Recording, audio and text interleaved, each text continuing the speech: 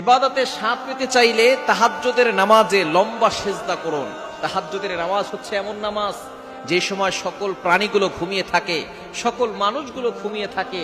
আপনি উঠে ওযু করে 2 রাকাত নামাজ পড়বেন, আপনি লম্বা সিজদা দিবেন। এই সিজদায় সুবহান রাব্বিয়াল আলা পড়তে পারেন। আপনি বেজোর সংখ্যা যত বেশি পারবেন তত বেশি পড়বেন। যত বেশি লম্বা সিজদা দিবেন তত বেশি আল্লাহর সাথে আপনার সম্পর্ক তৈরি হবে, আল্লাহর সাথে বন্ধুত্ব তৈরি হবে। আপনি সিজদায় গিয়ে মজা বুঝবেন। আমরা সিজদার মজা বুঝি না, তাই সিজদা দিই না।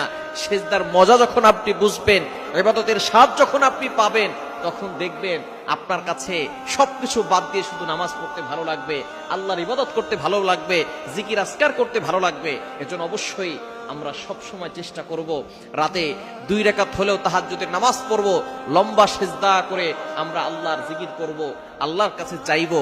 আল্লাহ তাআলা আমাদের সাথে এমন কিছুর ব্যবস্থা করবেন, আমরা দুনিয়াতেও শান্তিতে থাকতে পারবো, আল্লাহর নৈকট্য অর্জন করতে পারবো, আখিরাতে জান্নাতে যেতে পারবো।